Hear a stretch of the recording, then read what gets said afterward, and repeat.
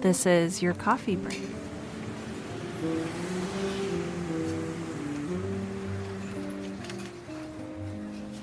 Hi friends, I am back again this week with yet another amazing guest. I am so excited to introduce you to Fauzia Burke, who is just an amazing person. When she first got in touch with me, I did not know how amazing she was, and then I did a little bit of research. So Fauzia is the founder and president of FSB Associates, which is one of the first firms to specialize in digital branding and online publicity specifically for books. So she's been doing this since 1995, and since then, she's launched more than 2,000 online book publicity campaigns for authors whose names I think you would recognize, including Alan Alda, Sue Grafton, Brian Tracy, Deepak Chopra, and a whole lot more. Welcome. I am so excited to have you. Oh, Sarah, thank you so much. You are so kind, and I appreciate that introduction very much. Thank you. Thank you. So I guess first and foremost, I'm just interested to hear your story and how you got into specifically digitally marketing books. Yeah, I would love to tell you that story. It's such an, when you said 1995, it seems like such a long time ago. I know.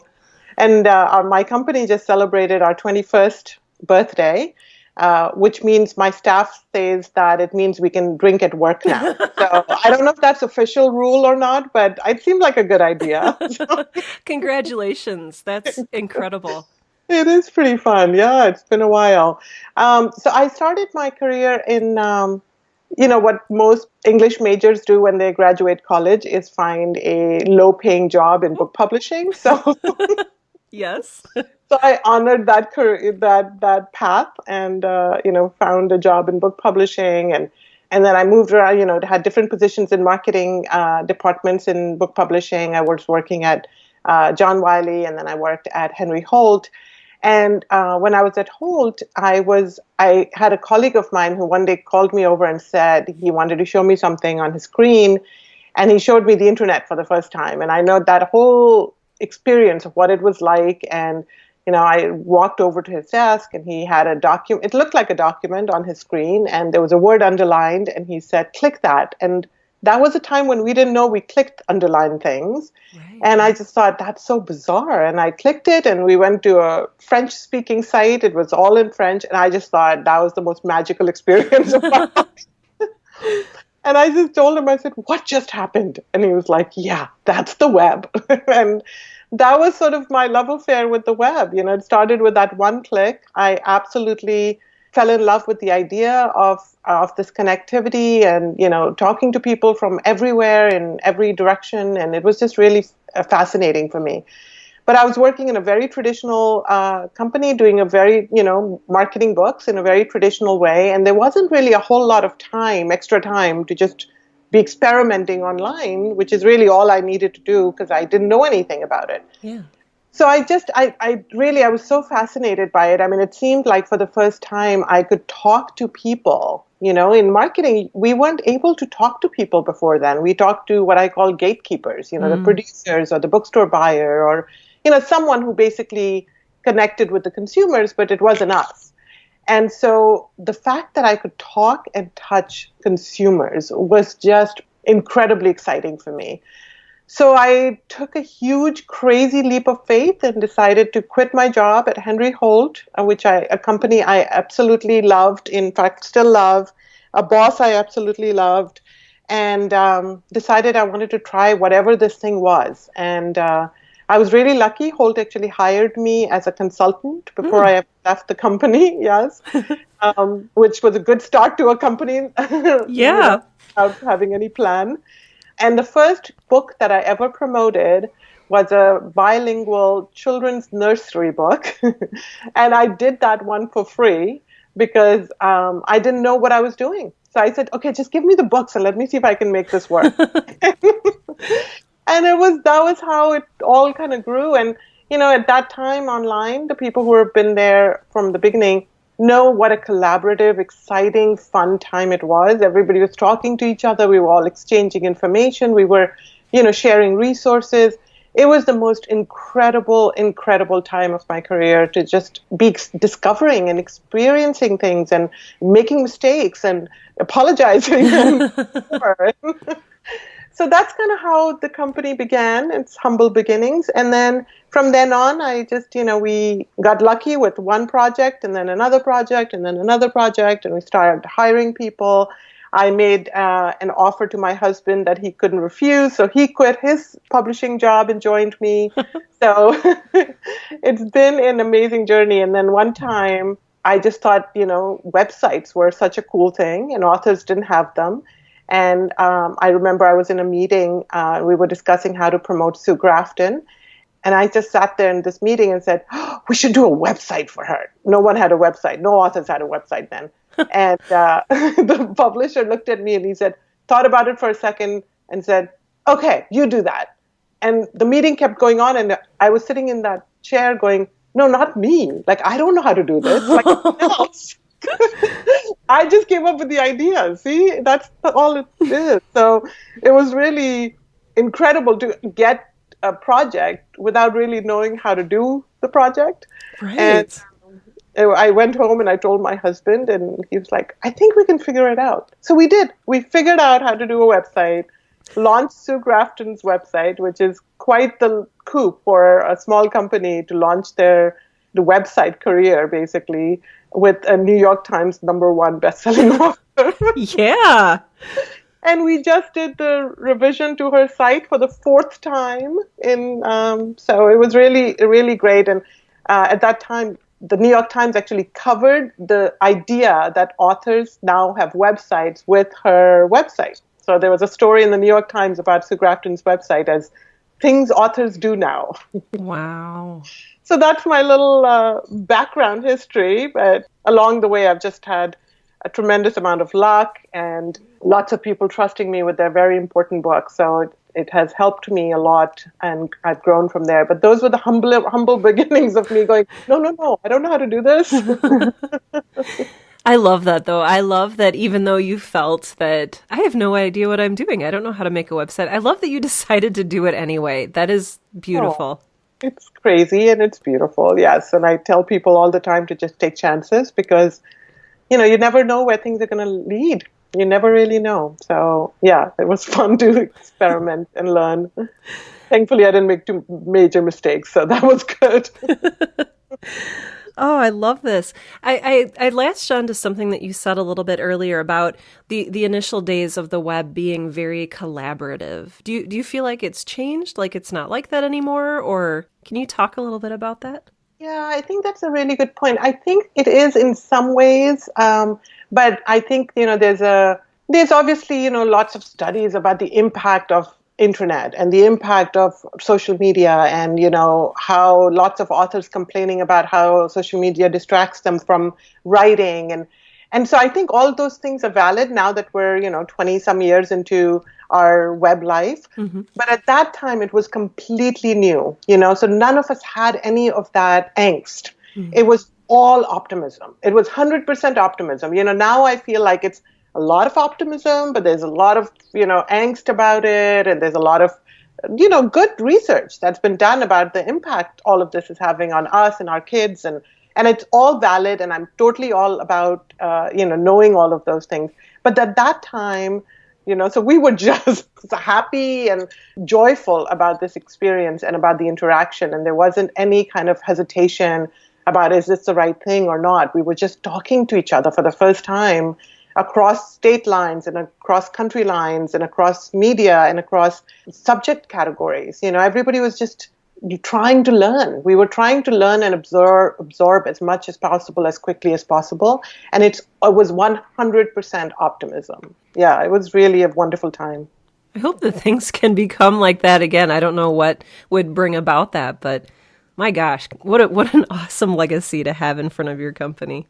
It's fun to have it. But what I will tell you is there is a little bit of that in the self-publishing market. That whole idea of optimism, of joy, of just getting things done, of not waiting for permission. So I see that in that community more than anywhere else. That's so interesting that you say that. I was going to ask, so with the book marketing that you do largely still traditional publishing? And what are your thoughts on self-publishing? Well, I really came out of the New York book publishing culture. That's where I sort of grew up. That's where my career started. That's where all my friends are. So I feel a little bit in that publishing bubble that people talk about. And then 2 years ago, I moved out of the East Coast and now I'm living in San Diego. And being outside of the New York book publishing really has allowed me to look at what's happening in publishing. And it's been an eye-opening experience. It really has. And then my book came out in April. And so I've been meeting a lot of writers and I've been going to writing conferences and things like that. So I have and I want to hold on to that because right now it feels very new to me. I feel very much like I'm new to this business and I can see it from sort of fresh eyes, like beginner's eyes. And so I feel like when I see what's happening in self-publishing, just a lot of excitement, lots of people making choices and moving forward and not waiting on, for an agent or a publisher or just permission even, they're just moving forward. So I think there's a lot of empowerment in that. And I think that's really been interesting to see, these really amazing authors, smart, my gosh, they're so smart, so savvy, really, really phenomenal people I've met since then. So it's been really a very new experience for me and it's been really wonderful. And I think, there's plenty of room for everyone. There is obviously my love, which is the traditional publishing model and how people do things and, those authors and those editors and those publishers. But then there's also, I think, lots of room for all of this experimentation and creativity and joy. And, I think there's room for everyone. And I've just been really excited to see what people can do. I love that worldview, that there's room for everyone. That is, Absolutely. I think, oh my gosh, that's something that's not said enough. And I love that you focus on the joy and excitement. You're just great. But have you noticed that? Have you seen how joyful this whole, people are just so excited about doing things and experimenting. And I think the idea that they can have so much control over even pricing from week to week, to changing the cover, to changing the, ending and uploading the book again because it wasn't working. That kind of flexibility, I just feel like it's very exciting and almost reminds me of those early web days for sure. You mentioned a little bit earlier, you've been going to different conferences and doing interviews because you wrote a book. I would love to hear all about it. I have a copy right here. It is called Online Marketing for Busy Authors, a step-by-step guide. Tell us all about it. It's a book that's been in my head for 10 years because I've been talking about the same things over and over again. I feel like a lot of people have questions that, I can only answer one at a time for the people I'm working with. But this is really it is very much a step-by-step guide. I think a lot of authors still, especially in their 40s, 50s, 60s, find the whole web marketing aspect very overwhelming. I meet women and men who are early on in their career, who grew up with the web in their 20s and 30s, and they are like amazing at it, right? They're digital natives. They get it. But then there are people who really didn't grow up with this kind of work. They don't feel comfortable on social media. They don't like talking about themselves all the time. They're not taking selfies of them on a daily basis, right? We know that. So I really wrote the book for them, a book that wasn't full of jargon, respected their intelligence, understood that they don't want to be marketers. Not everybody wants to read a 300-page book on marketing. They want to do as much marketing as is at least possible to make sure that they're covered. But it's not something that is their joy like mine. So I wrote something that would help them step by step through the different phases of marketing. The first phase is really getting organized and making sure that you know the goals of the marketing that you want to do. You understand your readers. A lot of people don't get that. You understand why you're doing and what you're doing. It really is an experience. I don't want to lecture to people. I want to take them on a journey and say, you can do this. It's going to be fun. You can do it on your own terms. You don't have to feel overwhelmed and feel like I'm not Disney or I'm not Coca-Cola. I'm not a brand. You can figure this out. And I wrote it as if I'm sitting right next to someone and walking them through it. So it's very conversational. First phase is really about getting organized and understanding your own goals and dreams and, what you need to do. And then the second phase is actually doing the work and setting a priority list. So I'm not telling you have to do every new cool gadget that's out there. You really need to make sure that your marketing matches your audience. What the demographic is for your novels or your nonfiction, and then what's the demographic of a social platform, and make sure that they match. I tell them the benefits of the things that everybody tells them they should be doing. A lot of times people will tell me, my agent told me go blog, or my best friend's neighbor said I need to do this. And, there's so much information that people get from so many different sources. So I just wanted to lay it out and give them why something is important, whether they need to do it or not. And then the last phase is really how to keep the momentum and not feel like you're burning out, how to promote books without feeling promotional, how to take the ick factor out, of trying to promote yourself all the time. So that's sort of how it's laid out. I'm so happy the publisher that chose me, Barrett Kohler, it's been a client of mine for many, many years. I absolutely love them. And they have a really unique and wonderful publishing program. And I'm grateful to have been chosen by them to be their author. They have a wonderful network of authors, and they have very humane practices. And, when they sent me my contract, they are a traditional publisher, but they are doing a lot of innovative things that I think are different than any other traditional publisher, in my opinion. They sent me when I got my contract, it's 3 pages written in like plain English. Oh. And I know, so odd. And I had a friend of mine who's an agent. I said, this looks really simple. Am I missing something?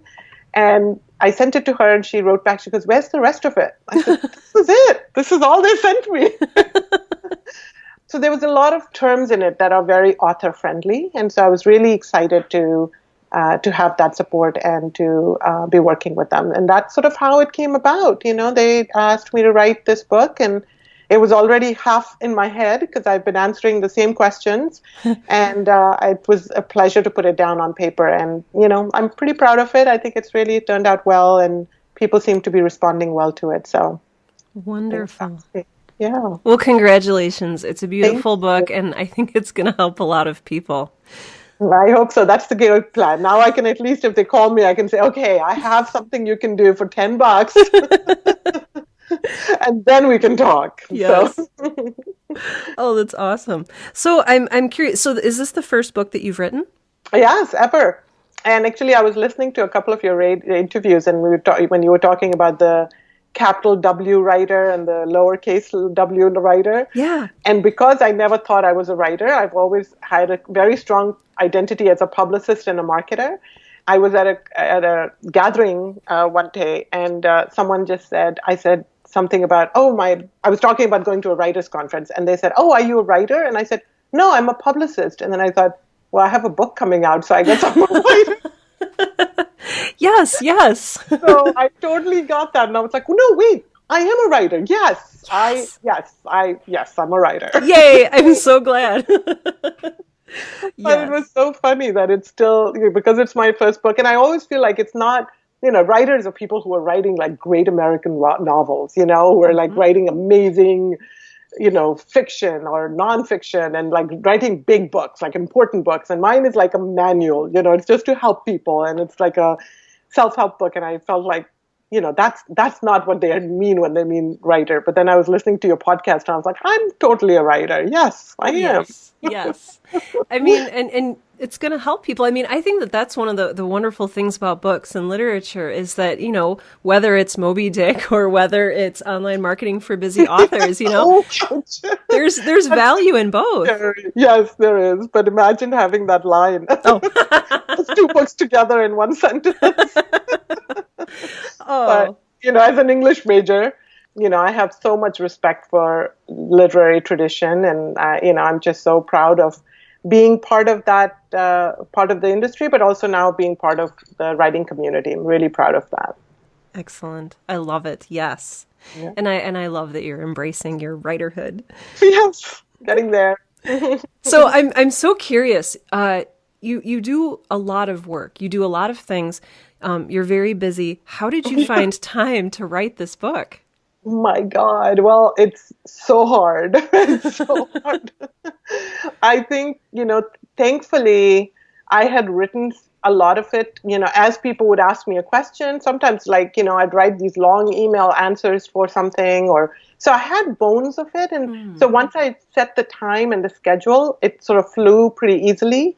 But it's a lot of time. I have so much. I mean, the title of Busy Author is not just for myself, but for every author I work with, has a job, has a family. They're doing a million things. They're volunteering. They have their parents to take care of. And then, oh, by the way, they're also writing a book. And then once they finish writing a book, someone tells them the difficult task is still ahead of promoting it. Yes. It's so hard. So that's kind of why we picked the title, Online Marketing for Busy Authors, because it's really about, how to leverage the time that you do have, recognizing that you don't have 8 hours a day to promote your book. So how do you make the time that you do spend as effectively and efficiently as possible was my goal.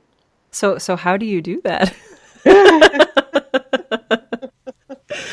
Or should we just buy your book and find out? Yeah, exactly. Do that. Well, no, I mean, I think there's a way that you can do things that match your readers. That's the key. The really important thing, and there's, as I said, a worksheet that says know your readers, because that's so important. Because if someone's telling you, Periscope is very cool and you should be broadcasting yourself, but none of your readers are on Periscope, then it's a wasted effort, right? That's not effective or efficient. Yes.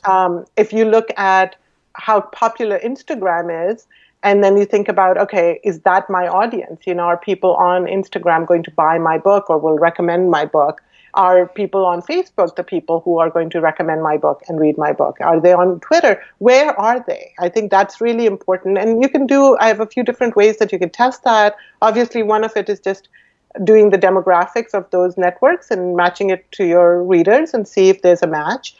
But also there are other ways, I use the shortened links where you can, like a bit.ly link or an Owly link, where you can actually track where you get responses from people. So for example, with my book, what we did was, obviously I'm on all these different social networks, but the ones that really are effective for me, my company and my business, has always been LinkedIn, Twitter, and Facebook. That's been the way that I get clients. That's the way I have a lot of communication and stuff. So, I'm on Pinterest and I'm on Instagram, but no, it's just for fun. I don't expect that I'm going to, something's going to come out of it, but it's fun for me to experiment on them and learn and, see what's happening on Periscope or something like that. But for where I actually make connections, those are the places. And the way I found out is that, I used a bit.ly link to ask people to help me pick a book title, or I think I did it for a book jacket. Said, here's which one do you prefer? And I just looked at where the responses were coming from, like where people were actually clicking on that link. Most people, I realized that one of the most popular and most effective way for me to market my books was obviously through my own mailing list, which everybody will tell you, and it's absolutely true. And so, we talk a lot about social media, but the power of marketing is really in your mailing list. So I always tell authors to really pay attention to that list and make sure that they're growing it and make sure that they're taking care of the people who are on that list. And then, I looked at, and it was Facebook and then Twitter in that order. I think Twitter first, maybe, and I don't remember exactly, but, those were the three. And then that's what I did. I focused on those three places, and those were the most effective. And then I posted some pictures on Instagram, and, I posted some things on Pinterest, and I did other things in different places, but I concentrated most of my efforts on where I was getting that response. So that's how you can be more effective and efficient, is that if you only have an hour of marketing time a day, you have to think about that. Same thing with blogging. I blog on a lot of different websites, and I always look at which one is actually bringing me traffic. And then what I tell my clients is to double down on what's working and ditch what's not working. So I did a lot of blogging, and then I looked at which one actually drove the conversation, and I focused on doing more for them. That's efficient and effective. It's much more than just trying to be everywhere, trying to be everyone. One time a client called me and she said, just exhausted. I've been blogging, I've been doing this, I've been doing that. I just don't know what's working. And she didn't say what's working. She just said, I'm exhausted. And I said, okay, so which one of these things is actually working for you? And there was just complete silence on the other end. And then she said, I can know that? And I said, yes, you can know that. So I think another thing that authors really kind of shy away from is just looking at the data. It feels so overwhelming. It feels kind of like a techie thing, and authors tend not to be very techie. So it feels like a very geek thing to do, but it's really very helpful and very informative to be able to look at your Google Analytics and just quickly I tell them what to look at, because all these programs can be overwhelming, but there's also like a cheat sheet, like here's the 5 things you should be focusing on and don't worry about everything else. And look at the analytics in your, on your Facebook page and your Twitter feed, and just kind of keep an eye on what's going on. There are so many wonderful tools. So I talk about tools I like that are available for free. And if people sign up for my mailing list, I send them a list of the tools that I use. And so I think, just being able to use the tools makes your marketing a lot more efficient and effective. So those are sort of some of the ways that you can do that. If people are interested in signing up for that mailing list, where should they go? It's on my website. It's fauziaburke.com, FAUZIABURKE. It's an unusual Persian-Irish name, but but I'm unique. It'd be hard to find another one like me. So I agree wholeheartedly. Yes. Oh, that's wonderful.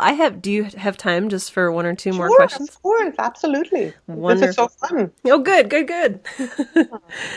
So I'm so curious. So I work a little bit in digital marketing as well, and I'm so curious to know what's next. I think it's video and broadcasting, and I'm not comfortable in that space. So that's something I'm going to have to get over. And so will a lot of people who are not comfortable in that space. But I think that, we can only read so much so fast. And I think we are at a point where it's a saturation point. We can't read and absorb any more information. There's definitely information overload. And even, remember a few years ago when infographics were so huge and everybody was doing them and they were like coming out like one after the other, and we were trying to soak up all of this information faster and faster and faster. And really what we realize now, I think, is that when babies are born, the biggest way that they learn is through your face and your expressions and you're talking to them, right? There's no baby genius baby video that is as effective as you talking to your baby. There's been lots of research about that. And I think that's how our brains work. We work well when we see faces and we look at people and we hear them and we talk to them. And I feel like that's really where we're heading, because we can't read any faster. I think we're all sort of drowning in blogs and emails and web posts and social media posts. Everything is just coming at us so much that I think that's probably the next sort of trend that's going to happen, is that, obviously the online courses are becoming more and more popular. Facebook is investing a lot of money to compete with YouTube. We're going to start seeing that much more, I think. So, I don't have a crystal ball or anything, but I think that that's the trend. Because, we talk about being authentic and being yourself and all that kind of stuff, but we're all getting so inundated by information that my feeling is that when anybody can post for you, right, there's a lot of people who can post for other authors and all that kind of stuff. After a while, that dilutes the conversation, because you don't know if you're talking to the person or not talking to the person. So the video is about as authentic an experience as you can have. And I feel like that's probably going to be the next trend. I think you are absolutely 100% correct. I do. There's just a time that you can spend with video where it does absorb all of your senses and it engages you fully. That's... and you can't really skim like you can when you're reading something. So I can definitely see that. Yes. And I think that human interaction, is just, I think that's how we function at our best as human beings, is when we can see a face and we can look at someone's face and their eyes, and they can look at ours, and we make that connection. And I think there's nothing like it. There's people in India and China and other third world countries that I've gotten rates from for writing blogs for $4. I just think, wow. So I think that, if anybody can write these blogs and anybody can update your social media profiles and all that kind of stuff, where is the exclusivity? Where is that real connection? And I think it's going to be what we're all going to crave. And I think the next thing is going to be more exclusivity and not being able to scale. We've all been focused so much on things scaling, doing as much as possible. I think it's going to come back to how much can we absorb? How many connections can we really have? Yes. I mean, I've even found myself getting burned out. I use Pocket, which is a Chrome extension, and I bookmark every single thing that I want to read. And by the end of the day, it's not digestible. I cannot possibly read these 76 articles that I've bookmarked for that day, and it's too much. So I love that. Yes. And I think, that you do 76 on one day, and then you don't get to them, and you go, okay, but tomorrow is my reading hour. And I'm going to get to that. And then the whole day goes by and you've collected 76 more articles that you want to read. Yes. I think it's impossible. We're sort of on a crazy treadmill, and there's lots of stories of, information overload. But I think we've had enough stories about it, and we've had enough data about how it's impacting us.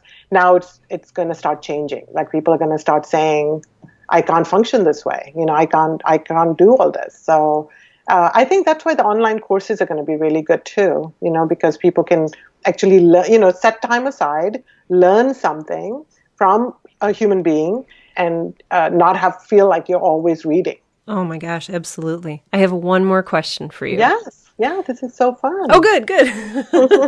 You are just absolutely... Marketing? Are you kidding? I could do this all the time. I'm a complete nerd when it comes to marketing. I love this stuff. Oh, I feel like with your demeanor and stuff, you should be doing a video course. That would be a good way to get over my... Yeah. God, I'm on video. Oh my God. Yes, I've heard that. So I'm working on that. I'm trying to get the capital I can be on video thing. So.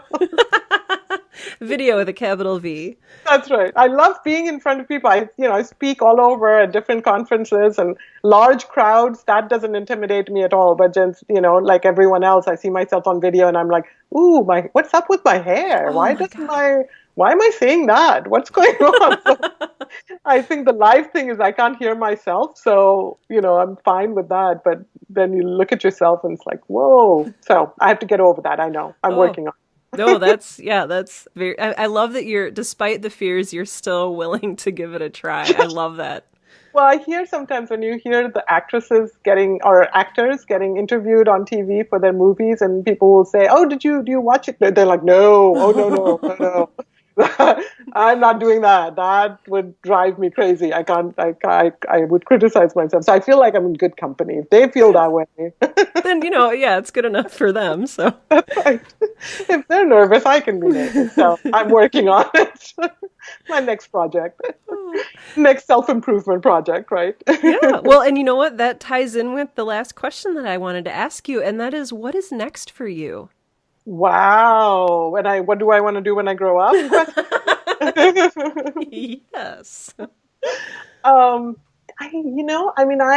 pretty happy with what I'm doing. So I've been thinking about, do I want to write another book? And I think I do, but I don't know if it's the next marketing book, the next level. So you read this one and then you kind of get the next tips, because this is a very introductory book, but then do sort of the next step thing. So that's one thing that I was thinking about. And then there's another idea that's brewing in my head about living life fully and taking risks and taking chances, because I have lived my entire life taking insane risks that drive my family and my friends bat crazy, because they're like, what is she up to now? Quitting jobs and, moving cross country and doing crazy things. So, but I just wanted to kind of talk people and give advice on what that's like. What's the benefits of living that way? How do you trust your intuition? When do you know it's the right time?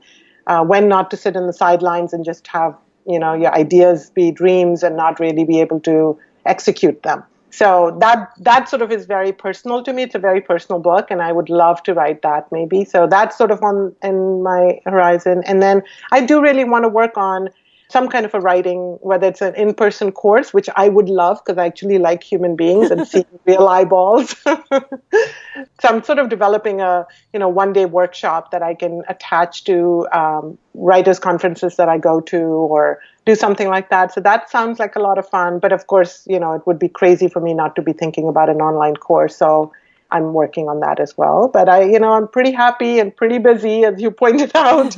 I have pretty remarkable authors. I'm so blessed and so incredibly lucky to be working the way I do. And every single day I speak to extraordinary people who are writing books. I mean, what could be better? I can't imagine spending my life any other way. So I'm pretty happy where I am, but you always want to push yourself more and learn things about yourself. So I'll keep learning and growing, but I'm pretty happy with my work.